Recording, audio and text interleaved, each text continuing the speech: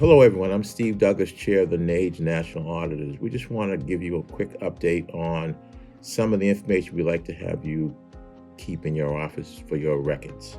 There's a series of folders that we would like you to maintain in your offices for your public record keeping. The first one, we want you to keep a folder containing your bank statements. So each month you get your bank statements. You want to just put a copy of that in the folder, because we're going to ask also that you submit to your local e-board on your e-board meeting a copy of the financial statements. We'll talk about that again coming up. The second folder we want you to keep is a copy of the canceled checks that your local writes each and every month. That way you have a one-stop shopping for all the checks that you write. In case someone wants to come and take a look at it, you'll have a copy of that. The third folder we want you to keep is maintaining a check register. That way you have a listing of the check that was issued, the number, the copy of the statement of what the check was written for, and the amount and the date. The fourth folder we want you to keep would be a folder for the per capita deposits of the per capita check that is issued from NAGE to your local. We want you, when you receive the check, we want you to sign the check stub as to what date you received the check stub, and also when you maintain a copy of the deposit slip showing what time you deposited the per capita check that you received from NAGE. The fifth folder we're going to ask you to keep would be a folder for your pending blue sheet expenses. In the package here, we have a copy of the NAGE Blue Sheet, which is an expense voucher. And anytime you incur an expense for your local, if you're buying a new computer, if you're buying refreshments for a party, if you're buying Christmas cards for your members, any expense that you incur for your local, we would ask that you would fill out this blue sheet, attach the receipt to that blue sheet, and keep that blue sheet in its own folder, pending blue sheets.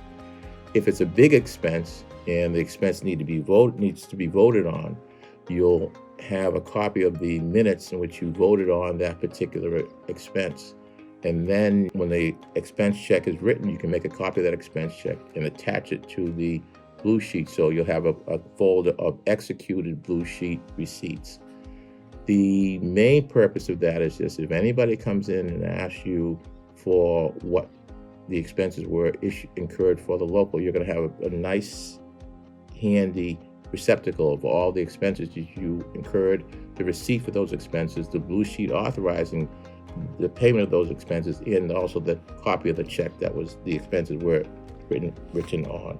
The next folder we're going to ask that you keep in your records will be a folder for the agenda of upcoming e-board meetings. This is just a template that you can utilize, and you can change it to pertain to your issues, but it just gives you an idea of some of the subjects and topics that we had when I ran my local of different agenda items. It's a nice little template for you to maintain in your records. Sometimes folks have not had an agenda to go forward with on, and this is just a template for that. So every time you make up an agenda for each of your local monthly e-board meetings, you'll put that copy of that agenda in there. So if anybody asks, well, when was this item voted on? Well, you'll have the agenda right there for the specific month in which this item was voted on. You also want to keep a folder of your local e-board meeting, the minutes of that meeting. And that's very important, because anything that you speak about within the local's e-board meeting, you want to have an account of that, and that's what the minutes is for. So each time you have your local e-board meeting, you make a copy of the minutes. The minutes have to be voted on to be accepted for the prior month, and that would be on the agenda. So that's why you want a folder for the local e-board meeting minutes. Dovetailing back to what we mentioned previously, each month we want the treasurer of the local to present to the local e-board members a copy of the financial bank statements. So you're going to keep a folder of the local's financial reports, bank statements, in your office also. So that way each and every month the members at the table can see what the finances are for the local. So it's official. You know exactly how much funds the local has in this account. And once again, we're going to give you a copy of the NAGE Weekly Expense and Information Voucher. We call it a blue sheet here in Quincy, but it's just a weekly expense and information voucher. So anytime you incur an expense that you would charge or you would pay for, you want to fill out this voucher, attach the receipt to that voucher, then you submit that to your local e-board. Depending on the amount, e-board may have already voted to approve this expense and it's on the minutes. So you're just filling out this form saying, I purchased this previously approved item by the local e-board.